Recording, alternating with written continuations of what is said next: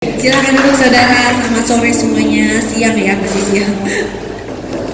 Oke, terima kasih Pak Hari untuk kepercayaannya untuk saya bisa bicara di tempat ini. Oke, saya akan beri tema dari pembagian firman siang hari ini adalah tentang watch out, berjaga-jaga. Katakan kiri kanan, berjaga-jaga. Amin saudara. Ya, kita harus tahu hari ini kita hidup di era yang seperti apa. Ya, saudara, kita tahu ini adalah banyak juga hamba Tuhan sudah bernubuat, bahkan firman Tuhan yang terutama kita berkata kita sedang menantikan kedatangan Yesus yang kedua kali. Amin, saudara. Nah, saya akan buka dengan ayat Matius 24 ayat 42. Karena itu berjaga-jagalah, sebab kamu tidak tahu pada hari mana Tuhanmu datang. Amin saudara.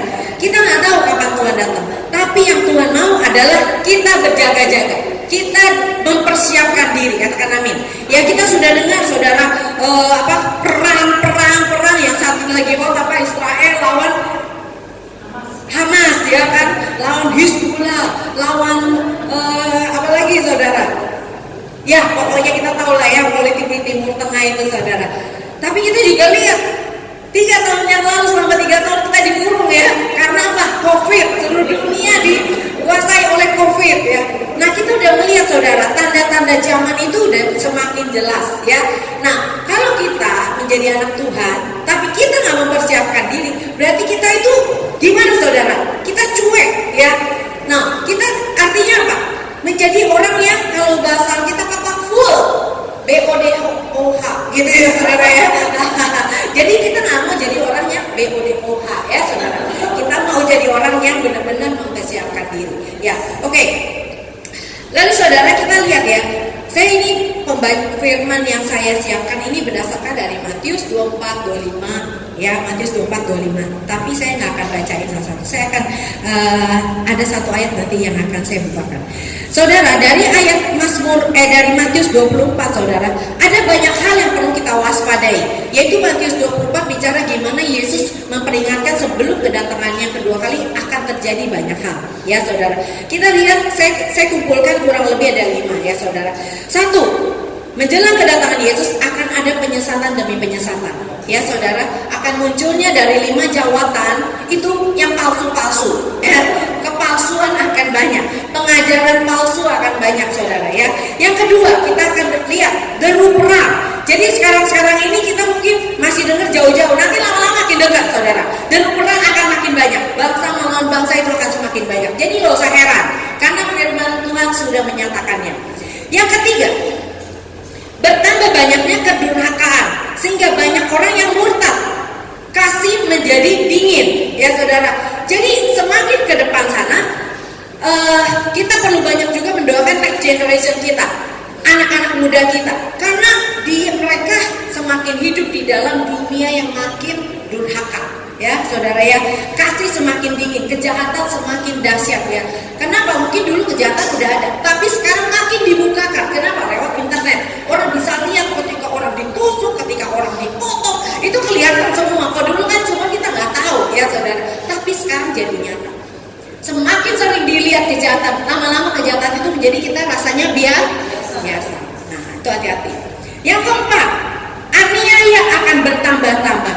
Ya, kita jadi anak-anak Tuhan itu bisa kan mengalami aniaya bukan yang biasa-biasa ya. Yang kelima, akan terjadi gempa bumi, penyakit-penyakit yang mematikan dan kelaparan.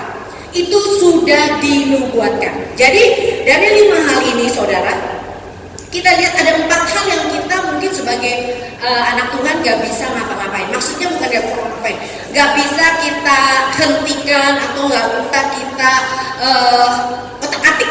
Tapi ada yang nomor 3, yaitu kita bisa melakukan sesuatu. Yaitu tadi apa saudara? Ketika bertambahnya banyak kedurhakaan, kita memiliki pilihan. Apakah kita mau ikut jadi durhaka atau tidak? Katakan amin. Ya, yang nomor 3 ini kita bisa pilih. Kita mau terseret ke situ atau enggak, saudara. Nah, sekarang kita coba lihat. Nah, ini yang saya akan masuk nih. Kita buka 2 Timotius 3 ayat 1 sampai dengan 7. Yuk kita lihat ya. Bagaimana kita lihat kondisi hari-hari ke depan ini saudara, itu seperti apa? 2 Korintus 3 ayat 1 sampai 7. Saya baca yang ganjil, teman-teman ada kan ya? Yang genap, saudara semua yang baca. Oke? Setuju? Ya. Saya akan bacakan yang ganjil. 2 Timotius 3 ayat 1. Ketahuilah pada hari-hari terakhir akan datang masa yang sukar. 2. Manusia akan mencintai dirinya sendiri dan menjadi hamba uang. Mereka akan membuang dan menyombongkan diri. Mereka akan menjadi pemfitnah. Mereka akan berontak kepada orang tua dan tidak tahu berterima kasih, tidak tahu berpikir agama. 3. Tidak tahu mengasihi, tidak mau berdamai, suka menjelekkan orang, tidak dapat mengekang diri, garang, tidak suka yang baik. 4. Suka mengkhianat, tidak berpikir panjang, berlagak tahu, lebih menuruti hawa nafsu daripada menuruti Allah. 5. Secara lahiriah mereka menjalankan ibadah mereka, tetapi pada hakikatnya mereka memungkiri kekuatannya. Jauhilah mereka itu. Ayat 6. Sebab di antara mereka terdapat orang-orang yang menyebut rumah orang lain dan menjelah perempuan-perempuan lemah yang kesalahan dengan dosa dan dikuasai oleh berbagai-bagai kasus. Yang walaupun selalu ingin diajar, namun tidak pernah dapat mengenal kebenaran. 7 ayat ini saudara menunjukkan bahwa di masa-masa ini saudara, orang akan yang lebih jelas tadi kedurhakaannya seperti apa. Ini dijelaskan ya saudara, bahwa masa akan datang itu adalah masa yang sukar ya, masa yang sukar. Jadi kalau kita gereja sebagai anak-anak Tuhan, kita tidak mempersiapkan diri, mungkin kita nggak akan kuat di dalam masa yang sukar ini saudara. Ya, terus dikatakan apa? Manusia udah mencintai dirinya sendiri. They are not lover of God anymore. Kita nggak lagi menjadi pencinta-pencinta sebagaimana apa yang Allah katakan siapa kita. Ya, waktu hari Sabtu kita di gereja kami biasa setiap pagi kita ada doa pagi ya saudara. Ketika kami sedang worship, ada satu statement Tuhan ngomong begini. You are the lover of God and you are the warrior of God. Saya ulang. Kamu adalah kekasihnya Tuhan, tetapi di saat yang bersamaan kita juga adalah pahlawan-pahlawannya Tuhan. Jadi kita nggak bisa cuma pilih, oh ya aku tuh cinta sama Tuhan, aku suka sama Tuhan, aku suka di hadiratnya. Tapi kita bukan seorang pejuang. Orang Kristen harus memiliki sisi dua itu, sebagai kekasihnya Tuhan, tapi kita juga siap berperang. Di kitab Wahyu katakan apa? Setelah pernikahan anak domba, kita naik kuda putih berperang dengan Yesus. Amin saudara. Jadi mari siapkan diri kita ya saudara ya. Nah, untuk kita bisa menghadapi dari semua yang tadi tidak mencintai diri sendiri, sombong, suka pemfitnah, suka berontak gitu ya, atau tidak tahu berterima kasih, tidak mempedulikan agama. Yang paling serem adalah sekarang orang Kristen banyak menjalankan ibadah mereka, tapi pada hakikatnya memungkiri kekuatannya.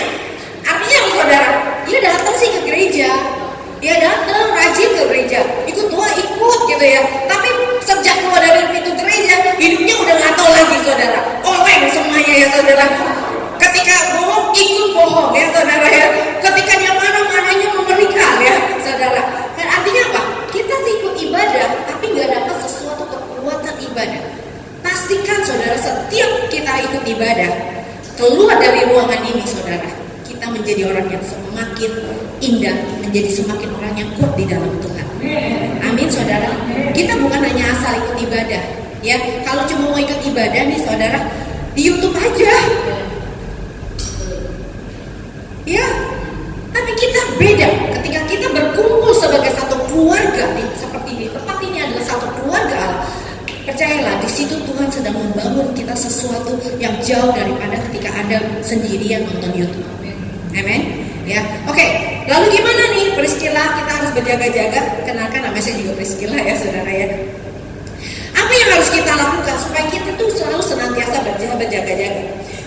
Nah, saya ambil dari Matius 25 ya, saudara. Nah, satu yang saya pelajari, untuk kita bisa berjaga-jaga, kita harus menjadi orang yang bijaksana, saudara. Kita di hari-hari ini dibutuhkan orang yang bijaksana. Bukan tadi apa BODO. Ya saudara ya, kita butuh menjadi orang yang bijaksana. Orang yang bijaksana ini seperti apa saudara? Orang yang bijaksana ini dia bisa memilih yang mana yang tepat. Di hari-hari ini Anda perlu discernment spirit, Anda perlu roh yang bisa membedakan, Anda perlu pengertian yang dari Tuhan. Karena seperti tadi dikatakan banyak penyesatan, ya saudara. Ketika kita tidak bisa membedakan, kita tidak punya pengertian dari Tuhan, kita nggak punya lagi penyingkapan firman dari Tuhan, kita akan bisa tersesat. Katakan amin. Jadi kita perlu menjadi orang yang bijaksana saudara ya. Ya, nah seperti Matius 24 ayat 451 dikatakan hamba setia dan bijaksana.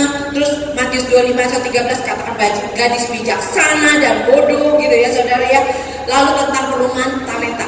Jadi kita perlu untuk menjadi orang yang bijaksana itu saudara, kita perlu bisa membedakan antara good versus God. Enggak semua yang baik itu dari Tuhan. Di hari-hari ke depan kita akan semakin tipis. Kelihatannya sih baik, tapi ternyata bukan dari Tuhan. Penyesal-penyesal tadi akan memberikan pengajaran kayaknya baik banget. Tapi kalau kita nggak bergantung sama Tuhan, nggak bergantung kepada roh Allah yang adalah 7 roh itu, Yesaya 11 ayat 2. Dia adalah roh hikmat dan pengertian itu yang mengajar kita saudara. Kita pasti akan bisa dalam. Ya saudara. Nah, oleh karena itu hari-hari juga akan semakin banyak kita dibangun, kita di encourage oleh masing-masing pemimpin kita untuk memperbanyak kita intim dengan Tuhan. Saya rasa message ke depan makin menjelang kedatangan Tuhan Yesus, berita tentang doa, puasa, intim dengan Tuhan itu akan semakin kuat. Karena kebijaksanaan itu hanya datangnya daripada Tuhan. Seperti tadi saya katakan, roh Allah yang akan mengajar kita. Amsal 2 ayat 6 katakan, karena Tuhanlah yang memberikan hikmat, dari mulutnya datang pengetahuan dan kepandaian. Orang yang intim dengan Tuhan itu baru dia bisa mendapatkan pengertian hikmat yang datangnya daripada Tuhan, bukan hikmat dari dunia ini saudara. Kalau Anda mau belajar hikmat dari dunia ini banyak sekali. Di YouTube kita juga udah banyak banget ya saudara ya. Pengajaran sekarang, pengetahuan sebagaimana yang Tuhan katakan pada Daniel sedang dibukakan hari-hari ini. Banyak sekali pengetahuan, tapi pengetahuan yang ilahi yang datang daripada Tuhan keluarnya dari Tuhan. Setiap anak-anak Tuhan harus bisa mendengar suara Tuhan. Amin. Katakan amin. Yang di belakang gimana tuh bisa dengar? Amin. Ya, setiap kita perlu mendengar suara Tuhan. Oleh karena itu keintiman dengan Tuhan itu tidak bisa dilewati. Keintiman itu bukan hanya doa ya saudara, nyanyi, nyembah itu yes, that's good ya. Amin. Tapi jangan lupa untuk konsisten untuk mempelajari firman Tuhan dengan pertolongan Roh Kudus. Makanya kita sebagai hamba Tuhan harus juga aktif mengajarkan domba-domba ini untuk bisa menangkap firman Tuhan. Firman Tuhan itu bukan hanya untuk dihafal ya, tapi perlu dilakukan. Banyak orang jago banget kalau ditanya ayat langsung dia keluar ayat. Suami istri mungkin pekerja nih bisa berantem pakai ayat. Wah, guys say the Lord gitu ya saudara ya. No, bukan itu yang kita cari ya. Tapi orang-orang yang benar-benar mengerti bagaimana Tuhan bertindak, bagaimana arahan dari Tuhan itu saudara ya. Apa yang dibutuhkan pertama, kita perlu bijaksana. Amin saudara. Nah, untuk kita bisa bijaksana juga salah satunya adalah kita juga perlu memiliki sikap hati yang mau diajar.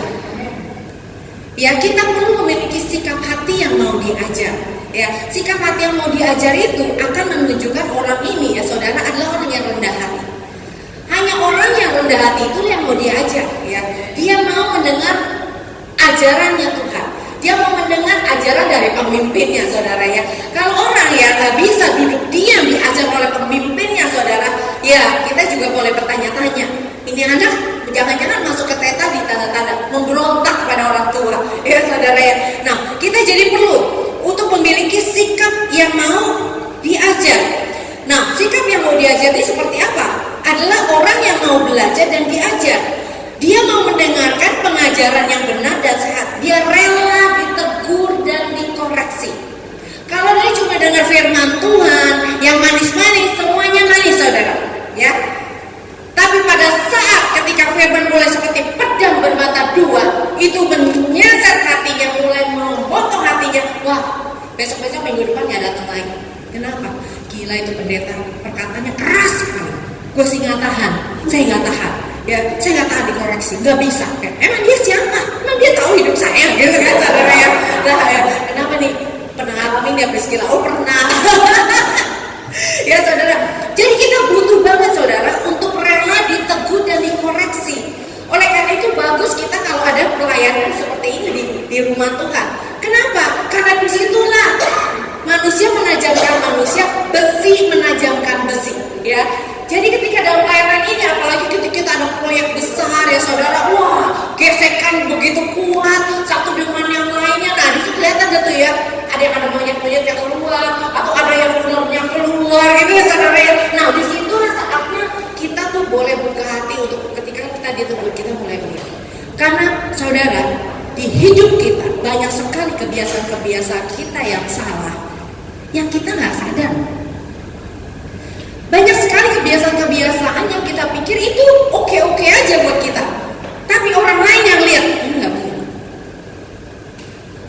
Iya apa iya? Iya apa iya nih? Kayaknya iya ya Bu. Bu Ming. Ya, jadi banyak sekali ketika kita hidup sehari-hari itu adalah saat yang bagus, apalagi kalau suami istri ya. Suami istri itu sebenarnya paling enak untuk saling koreksi dan mengoreksi ya saudara ya. Karena apa? Seringkali sekali lagi saya ngomong begini karena dari hidup sendiri. Saya pikir ini oke loh, tapi ternyata buat orang lain nggak oke. Tapi pada saat orang lain itu memberitahu kepada saya mulai belajar. Oh, ternyata seperti itu. Ada contoh lagi nih saudara. Di gereja kami kan setiap pagi juga sebelum ibadah biasa kita ada doa. Nah, saya hari itu bertugas untuk memimpin doa. Nah waktu pimpin doa itu saudara, saya nggak tahu harus pakai, ada beberapa mic di depan ini, ada beberapa mic.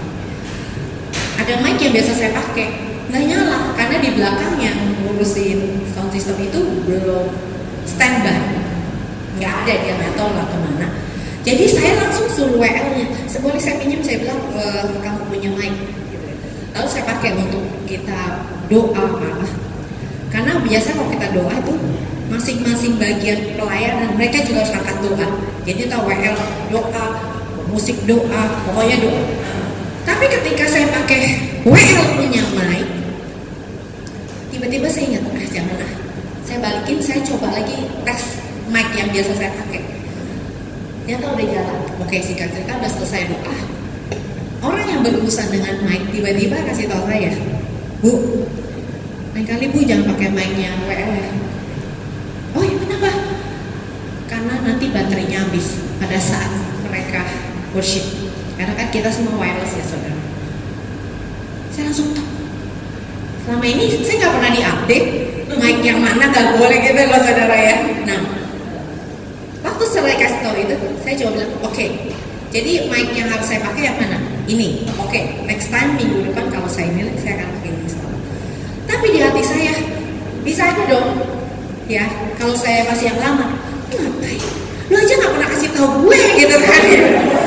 Gak pernah kasih tahu saya, tapi saya duduk, saya diam, saya mikir.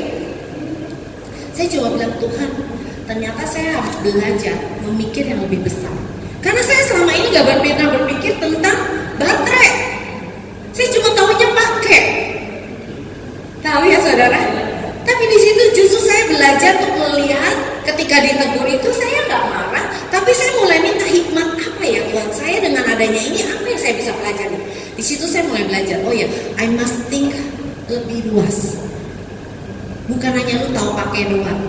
Kan jadi luar biasa kan saudara. Jadi sekarang saya makin lebih teliti lagi. Oh oke, kalau saya pakai ini saya harus memikirkan yang lain, saya harus memikirkan baterai, saya harus memikirkan segala sesuatunya. Jadi bagus saudara. Amin. Nah itu salah satunya ya saudara, contohnya ya. Nah jadi ketika kita memiliki hati yang sikap yang mau diajar saudara, saya percaya hidup kita akan terus diperbesar oleh Tuhan. Kapasitas hati kita pasti akan diperluas oleh Tuhan. Anda tahu saudara, kapasitas hati kita ini akan bisa terus diperluas oleh Tuhan. Karena kalau kapasitas hati kita kecil saudara, kita pun akan sedikit sekali bisa menerima dari Tuhan. Once ketika kita mau diajar oleh Tuhan, sikap hati kita diperluas oleh Tuhan, maka akan ada banyak inspirasi-inspirasi dari Tuhan yang Tuhan juga akan percayakan sama kita. Karena hanya orang rendah hati yang akan diberi banyak oleh Tuhan. Yakobus katakan, orang yang rendah hati dilimpahi dengan kasih karunia. Orang yang sombong gak akan, dia sulit menerima kasih karunia dari Tuhan. Ya, saudara. Jadi artinya kasih karunia di sini adalah pertumbuhan demi pertumbuhan, itu juga kasih karunia loh, saudara. Ya, jadi mari kita mulai belajar. Kita jangan mau jadi orang Kristen yang biasa-biasa, tapi kita mau menjadi orang Kristen yang berhikmat, orang Kristen yang bijaksana. Karena Tuhan bilang kan, hanya orang gadis bijaksana itulah yang bisa masuk berjumpa dengan raja itu. Amin. Oke. Nah, ada 1 Korintus 1 ayat 24 sampai 26 bisa dikeluarkan. Oke. Kita ini saudara di dalam rumah Tuhan, anak-anak Tuhan, orang Kristen saudara. Coba nih Paulus ngomong apa nih? Saya bacakan ya saudara. Tetapi untuk mereka yang dipanggil, baik orang Yahudi maupun orang bukan Yahudi, Kristus adalah kekuatan Allah dan hikmat Allah. Anda memiliki Kristus saudara, itu bukan hanya sebagai juru selamat Tuhan, tapi dia adalah kekuatan kita, dia adalah hikmat bagi kita. Dan Kristus itu tinggal di dalam kita. Makanya orang Kristen sebenarnya tidak pernah ditentukan oleh Tuhan untuk menjadi orang yang PODOH. Amin saudara. Karena Kristus adalah kekuatan Allah dan Kristus adalah hikmat Allah. Amin. Sebab yang bodoh dari Allah lebih besar hikmatnya daripada manusia yang biasa, saudara. Anda di sini, yang duduk di sini memiliki hikmat yang lebih besar daripada orang di luar sana. Katakan amin. Kayaknya nggak exciting ya? Maksudnya exciting, yes. Ketika saya jadi milik Tuhan, I'm blessed gitu ya saudara ya. Dikatakan begini, yang bodoh dari Tuhan lebih besar hikmatnya daripada manusia. Yang lemah dari Allah lebih kuat daripada manusia. Jadi kita semua hidup di sini bukan orang yang lemah. Katakan amin pada kita. Yes. Ayat 26 saya mau kita semua baca sama-sama. Ayat 26. Oke? 1, 2, 3. Ingat saja saudara-saudara, bagaimana keadaan kamu ketika kamu dipanggil menurut ukuran manusia. Tidak banyak orang yang bijak, tidak banyak orang yang berpengaruh, tidak banyak orang yang terpandang. Jadi waktu kita dipanggil sama Tuhan Yesus sebelum menjadi orang Kristen, pada awal-awalnya gak ada orang yang bijak. Tapi sekarang banyak gak kalau berkait ini? Banyak. Dulu gak banyak orang yang berpengaruh, sekarang banyak. Dulu gak banyak orang yang terpandang, sekarang banyak. Di rumah Tuhan ini akan ada banyak orang yang hikmat, akan ada banyak orang yang terpandang, akan ada banyak orang yang benar-benar mempengaruhi kota ini. Amin. Amin, saudara. Asal Anda buka hati. Setiap firman itu kebenaran. Ini bukan yang gombalnya Rasul Paulus. No, this is the truth. Ini kebenaran. Ketika Anda menerima itu, kemerdekaan akan terjadi dalam hidup Anda. Amin. Ya. Jadi, ayo kita jadi orang yang bijaksana sehingga kita bisa tahu bagaimana berjaga-jaga menjelang kedatangan Tuhan Yesus. Amin. Yang kedua, untuk kita bisa berjaga-jaga, saudara, kita perlu mengenal Tuhan. Matius, ada yang menarik di Matius 25 ayat 24. Ya. Saya akan bacakan ini. Matius 25 ayat 24. Oke. Ya. Ini cerita seorang tuan memberikan talenta ya kepada pegawainya. Ada yang 5 talenta, ada yang 2 talenta, ada yang 1 talenta. Yang saya bacakan ini adalah yang diberi 1 talenta. Ketika tuannya minta pertanggungjawaban, dia jawab seperti ini. Oke. Kini datanglah juga hamba yang menerima 1 talenta itu dan berkata, Tuan, aku tahu bahwa Tuhan itu manusia yang kejam, yang menuai di tempat di mana Tuhan tidak menabur dan yang tidak memungut dari tempat di mana Tuhan tidak menanam. Jadi si orang yang punya 1 talenta ini gak kenal siapa bosnya. Dia cuma tahu itu bosnya kejam. Ketika dia punya salah pandang tentang siapa bosnya, talentanya diapain saudara? Disembunyiin. Dia nggak apa-apain. Di sini saya mau katakan saudara, ketika Anda tidak mengenal siapa Tuhan kamu, tidak mengenal siapa Yesus, engkau tidak akan pernah berkembang. Kita akan menjadi orang yang punya 1 talenta itu kita sembunyikan.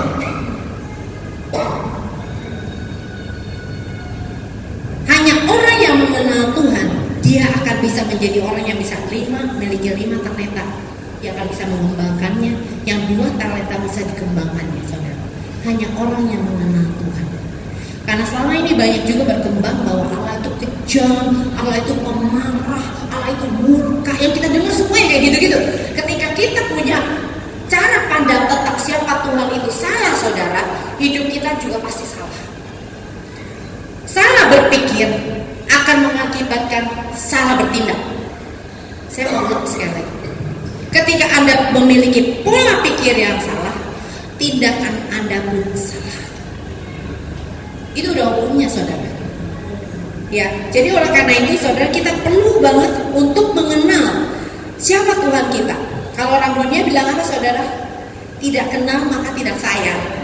Iya kan, benar kan? Tapi kalau kamu kenal, maka kamu akan sayang. Kalau kamu nggak kenal Tuhan Yesus, rasa sayangmu nggak akan pernah bertumbuh. Amen. Kamu nggak akan pernah menjadi kekasihnya Tuhan. Ya, amen. Nah, jadi saudara, jika pengenalan kita akan Tuhan itu sesuai dengan kebenaran dan semakin dalam, maka seperti Ayub dalam pasal 42 ayat 5 katakan apa?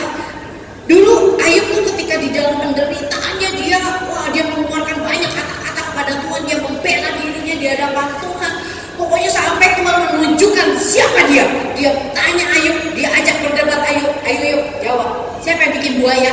Kamu di mana waktu aku taruh semua ini penciptaan pada saat aku ciptain, kamu di mana? Ayo jawab aku.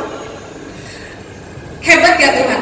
Tuhan sangat tahu bagaimana deal dengan Ayub. Sampai Ayub berkata apa? Di ayat terakhir Ayub bilang gini. Pada saat dia dibukakan matanya tentang dia lihat siapa Allahnya, ya saudara, dia bilang apa? Hanya dari kata orang saja aku mendengar tentang engkau. Tetapi sekarang mataku sendiri memandang. Orang yang mengenal Tuhan, kita harus sampai ke posisi ini saudara. Mungkin Anda selama ini kenal, oh ya kata Ibu Carolina begini, oh kata Pak Hari begini, masih kata Pak Hari, masih ada kata Ibu Kebal, masih ada kata ketua konsel saya. Bukan apa kata saya. Pengenalan akan Tuhan kita itu mengubah segalanya. Sejak itu Ayub ketika dia lihat, Tuhan ternyata nggak seperti yang dia pikir, dia bilang aku cabut semua Tuhan perkataan saya. Perkataan saya yang salah semua saya cabut. Kenapa? Karena dia udah lihat siapa Tuhannya. Demikian pun dengan kita saudara. Kita banyak kali hari ini mungkin Anda worship kayak gini ya. Ada yang cuman, ada yang mungkin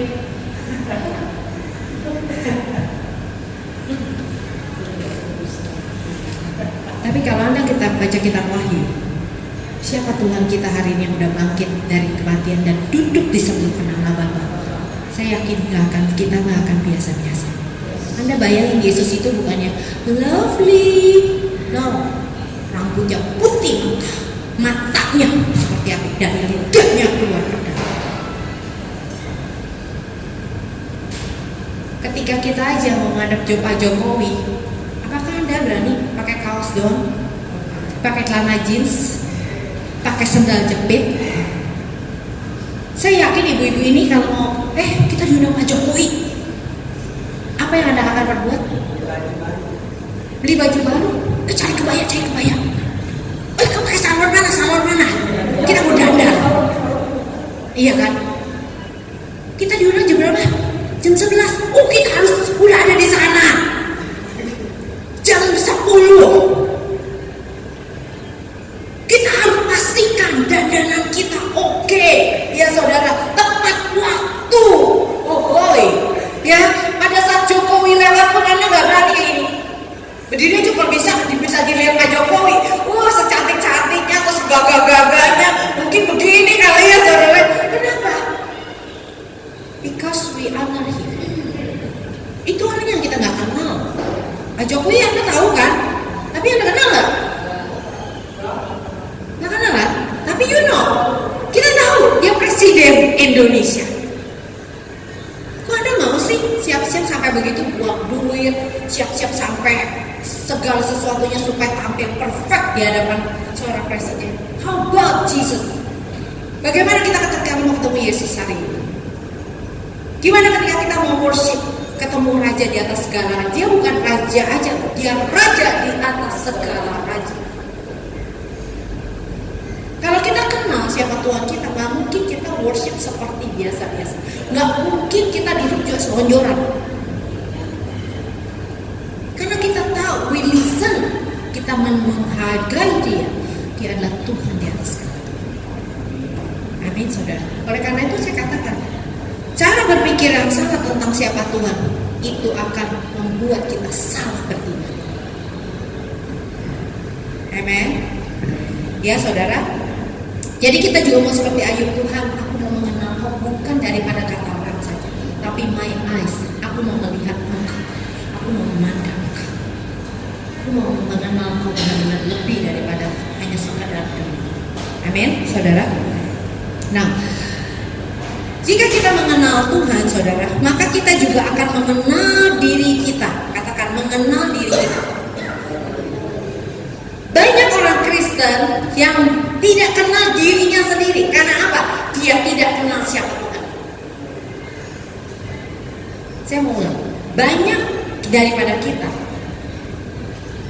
gak kenal dirinya sendiri di dalam Kristus. Karena apa? Kita gak pernah kenal siapa Yesus. Anda ingat di Yohanes 5 dikatakan, waktu Yohanes 14 dikatakan, waktu si Filipus bilang, Tuhan tunjukin Bapak dong sama kita. Terus Yesus bilang apa? Udah sekian lama kamu ikutin aku, gak kenal Bapak. Kalau kamu melihat aku, kamu melihat Bapak.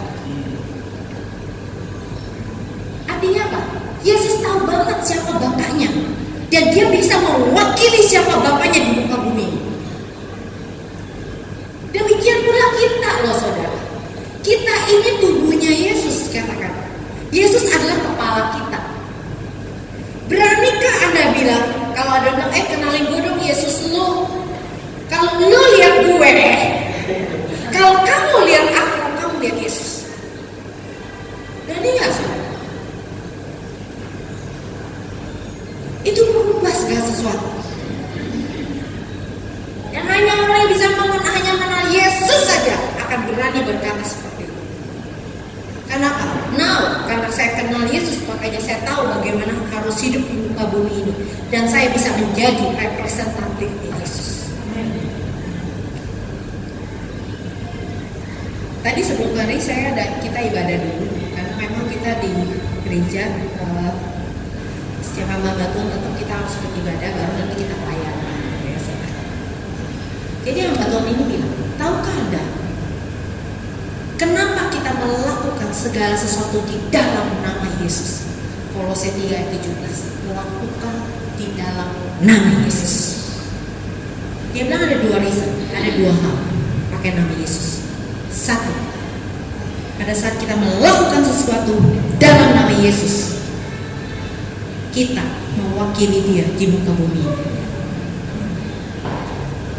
Yang kedua, kalau kita pakai dalam nama Tuhan Yesus, dialah Yesus yang memampukan kita untuk melakukan segala sesuatu yang ada di muka bumi.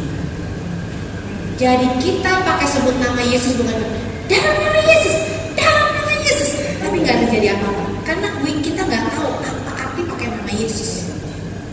Makanya banyak sekali gereja kita nggak bisa bertumbuh karena kita nggak tahu, kurang pengertian.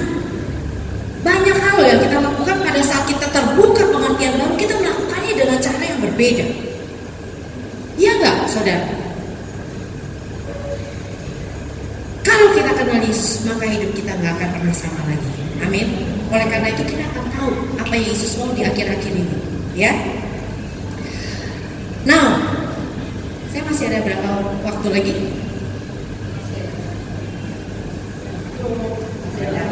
Hah? Masih banyak?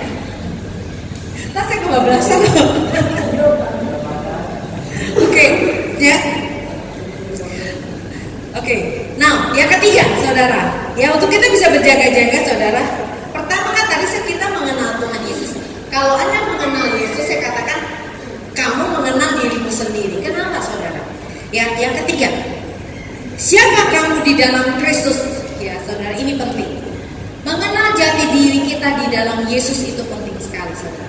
Nah, di Matius 25, saudara, Anda ketika Anda baca, nanti di rumah PR ya, saudara, baca Matius 24, 25 ya. Nah, di Matius 25 ayat 31 sampai 46 itu dikatakan Yesus memilah-milah yang mana domba, yang mana kambing. Betul, saudara? Yang mana domba, yang mana kambing. Kalau domba, dia bisa apa? Ada orang sakit, dia doain orang sakit. Ada orang lapar, dia kasih makan. Ada orang di penjara, dia datang ke penjara, saudara. Yesus bilang, orang yang melakukan ini, ya melakukan hal tadi, itu melakukan buat aku. Nah, itu domba. Sini sebelah kanan, kata Yesus. Tapi si kambing nggak pernah lakukan kayak gitu. Nah, ini saya ambil dari domba dan kambing, saudara. Jati diri domba dan jati diri kambing. Apakah Anda domba atau kambing? Ya, oleh karena itu kita belum tahu jati diri kita. Kalau kita tahu Yesus, kita tahu jati diri kita. Yesus dibilangnya apa? Gembala yang baik. So Anda kambing atau domba? Aduh, kayaknya kurang deh. Anda domba atau kambing? Anda tahu siapa Yesus? Dia adalah gembala yang baik. So we know kita ini adalah dombanya. Di Yohanes 10 katakan setiap domba bisa mendengar suara gembalanya. Betul nggak, saudara? Kalau Anda nggak kenal Yesus, Yesus siapa ya? Juru selamat saya. Terus apa lagi? Nggak tahu. Pak Pendeta nggak tahu karena dia nggak pernah baca Alkitab. Nggak tahu siapa Yesus. Amin, saudara. Jadi kalau dia adalah gembala, maka kita adalah dombanya. Domba bisa mendengar suara gembalanya. Jadi dia bisa tahu apa yang menjadi isi hati gembalanya. Ya apa ya? Amin. Jadi siapa kita di dalam Kristus itu, saudara, itu menentukan sekali, saudara. Kalau pakai bahasa Inggrisnya gampang ngomongnya. Be, have, do. Be, have, do. Kalau Anda dilahirkan baru di dalam Kristus, saya ngomong bukan orang yang Kristen yang rajin ke gereja. Saya katakan orang yang lahir baru di dalam Kristus. Karena nggak semua orang Kristen ini di dalam gereja itu sudah lahir baru. Nanti kalau ada yang nggak ngerti, tanya Pak Pendeta atau tanya gereja sini ya, apa sih lahir baru? Oke. Lahir baru itu menentukan hidup kita di dalam Kristus. Karena ketika kita lahir baru, kita menerima hidup yang baru dari Kristus. 2 Korintus 5 ayat 17 katakan apa, saudara? Bisa dimunculkan, mungkin ini kita baca sama-sama. Ya, kenapa kita perlu tahu diri kita sendiri nih, saudara, di dalam Kristus? Jati diri kita di dalam Kristus itu sangat penting sekali. Ya. Oke, coba kita lihat 2 Korintus 5:17 sudah siap kita baca semuanya? 2, 3.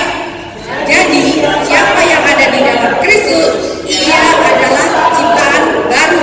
Yang lama sudah berlalu, sesungguhnya yang baru sudah datang. Anda lihat kata baru di situ, saudara. Kalau kita lihat di bahasa Grikanya, di bahasa Grika itu bahasa Yunani ya, saudara ya. Itu bukan neos. Kalau neos tuh baru ya. Misalnya kalau neos tuh kayak ya saya baru pakai baju cuci, ya saya pakai baju baru ya. Jadi yang udah pernah ada tapi tetap kelihatannya baru ya, neos. Tapi di sini Grikanya katanya kainos ya saudara. Dikatakan di situ kainos. Kalau saya lihat artinya, saya pakai bahasa Indonesia aja, itu artinya baru dibuat. Artinya dari jenis yang baru. Artinya belum pernah terjadi sebelumnya.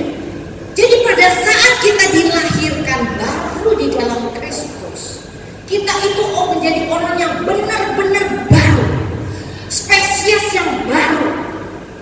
Kan bisa lihat nggak? Makanya dibilang yang lama sudah berlalu, yang baru itu sudah datang.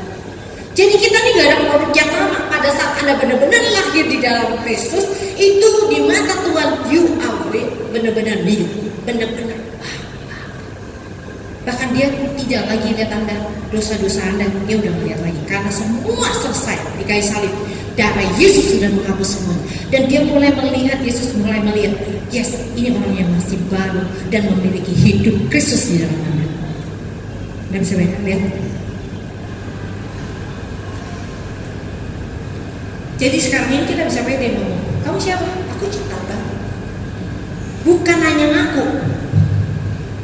Yang butuh adalah hari ini kita hiduplah sebagai ciptaan yang baru.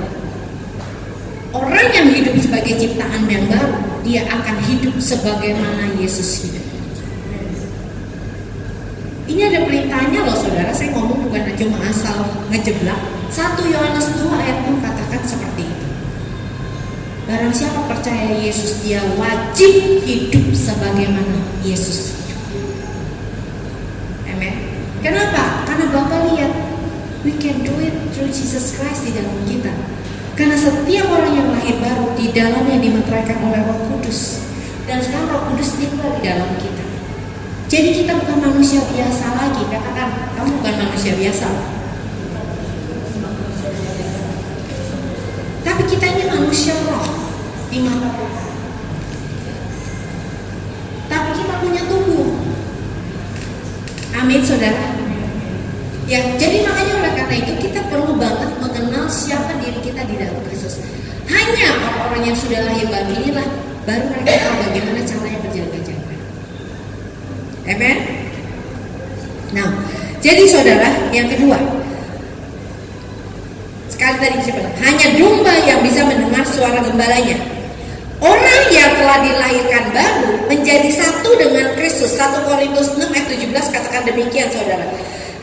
Orang yang telah dilahirkan baru tidak lagi hidup terpisah dari Kristus. Kita menjadi satu roh dengan dia. Amin. Makanya dibilang Yesus adalah kepala, kita adalah tubuh.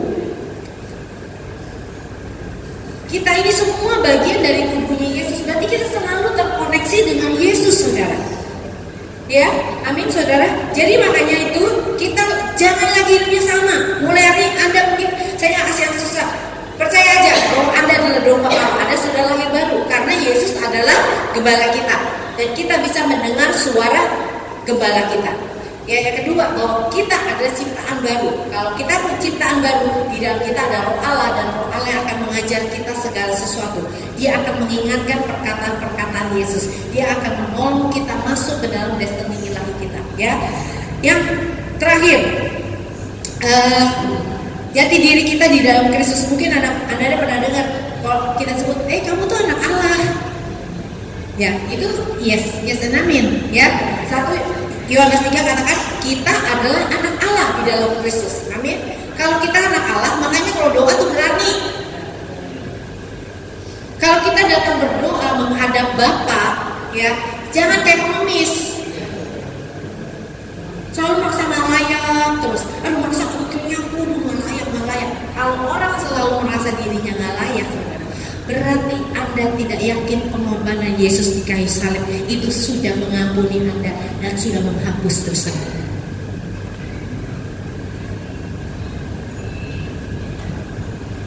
Bahwa kita adalah dombanya Allah, itu jati diri kita. Amin.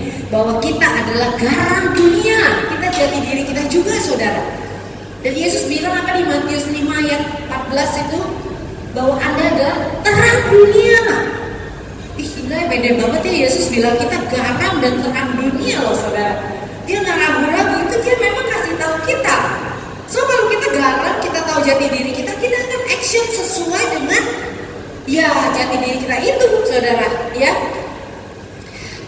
Kita adalah tubuh Kristus dan kita adalah bait Allah. Itu jati diri kita. Kenapa kita disebut bait Allah? Karena di dalam kita tinggal roh Allah. Kita ini membawa roh Allah. Katakan amin. Kalau kita punya roh Allah, perlu takut gak saudara? Di sini aja nih kayaknya ngomongnya enggak. Kalau pas di tempatnya tuh, lupa semuanya. Tapi enggak, hari ini saya percaya kita mengalami pembaruan akal budi. Amin saudara. Ya, oke deh. Saya rasa cukup dulu ya. Jadi ada beberapa sekali saya akan simpulkan bahwa kita di akhir ini harus benar-benar watch out hidup kita. Kita harus berjaga-jaga karena kita nggak tahu kapan Tuhan itu datang. Amin. Kita juga dengan berjaga-jaga itu berarti kita juga pertama untuk bisa berjaga kita harus menjadi orang yang bijaksana. Amin. Yang kedua, kita harus makin mengenal siapa Tuhan yang kita sembah. Tadi Pak WL katakan Tuhan suka disembah. Bapak mencari penyembah yang benar di dalam roh, penyembah yang benar di dalam roh. Dan dia katakan menyembah itu bukan lagi tentang tempat, tapi menyembah siapa yang Anda kenal. Setiap penyembah yang benar di dalam roh dan kebenaran harus mengenal siapa yang dia sembah. Amin. Yang ketiga, untuk kita bisa berjaga-jaga, ketahuilah jati dirimu di dalam Tuhan. Kalau Anda tahu anak Tuhan, dunia menawarkan hal sesuatu yang lain, kamu pasti akan bilang no, itu bukan aku punya. Ketika orang di dunia ngajakin, yuk kita lakukan apa misalnya pengajaran apa di luar sana, no, kita langsung tolak. Kenapa? Karena kita tahu kita hanya mendengar suara gembala kita, bukan yang lain. Ya saudara, oke, yuk kita bagi berdiri. Saya akan tutup.